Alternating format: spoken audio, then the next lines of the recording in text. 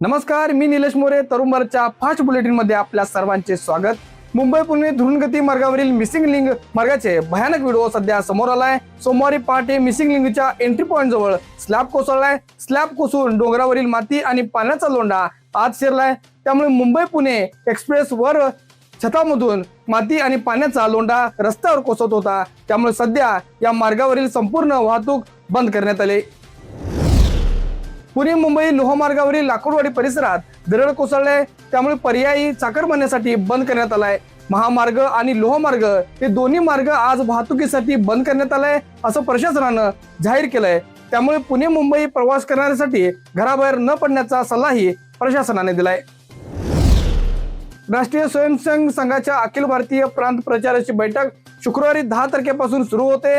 ही बैठक रविवारी 12 जुलैपर्यंत बेळगाव मधील अनेक ठिकाणी होणार आहे. या बैठकीचे RSS चे सरसंचालक मोहन भागवत आज बेळगावात येणार आहेत. ज्ञानोबा तुकोबाच्या जयघोषात बेळगावहून पंढरपूर दिंडी रवाना झाले. आषाढी वारीनिमित्त बेळगाव मधून पंढरपूरकडे निघणाऱ्या वारकऱ्यांच्या पायदिंडीचं हे 33वं वर्ष आहे.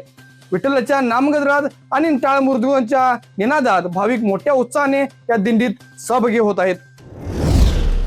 निप्पाणी चिकोडी परिसरात गेल्या 2 ते 3 दिवसापासून पावसाने जोर धरलाय.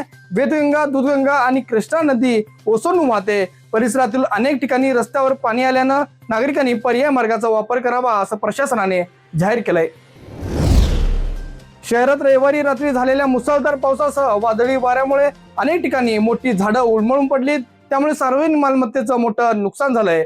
JMFCचे न्यायाधीश संबंधित सहाय्यक सहकारी अभियंता यांच्या घरावर देखील मोठं झाड कोसळलंय. त्यामुळे इमारतीचं मोठं नुकसान झालंय.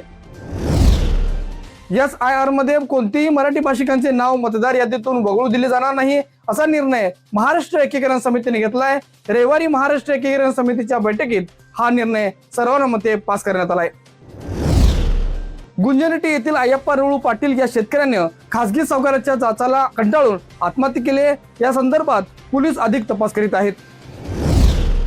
बेळगाव उत्तर मतदारसंघाचे आमदार आसिफ शेठ यांनी कर्नाटक भवन नेहरू नगर येथे आयोजित श्री गुरुसिद्ध रामेश्वर महोत्सव आणि बेळगाव महानगर दोडारा समाज संमेलनात सहभाग घेतला. या कार्यक्रमात दोडारा समाजातील नागरिक मोठ्या संख्येने सहभागी झाले होते. समाजाची समृद्ध सांस्कृतिक परंपरा, धार्मिक वारसा आणि सामाजिक मूल्य जपत एकता आणि बंधुत्व भाव दृढ करण्याचा संदेश या संमेलनातून देण्यात आला.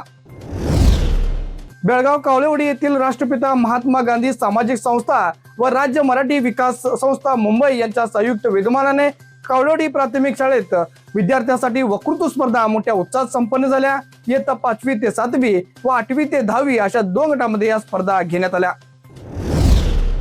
जम्मू काश्मीर मधील शोपियानच्या सेदपरा भागात शनिवारपासून सुरू असलेल्या चकमकीत भारतीय सैन्याने लष्कर-ए-तोबाच्या 2 दहशतवाद्यांना ठार केलंय. ऑस्ट्रेलियाच्या भारतीय संघानं तब्बल 7व्यांदा T20 विश्वचषकावर आपलं नाव कोरलंय. लंडनच्या ऐतिहासिक लॉर्ड्स स्टेडियमवर पार पडलेल्या अंतिम सामन्यात ऑस्ट्रेलियानं इंग्लंडचा 7 विकेटनी धुव्वा उडवलाय.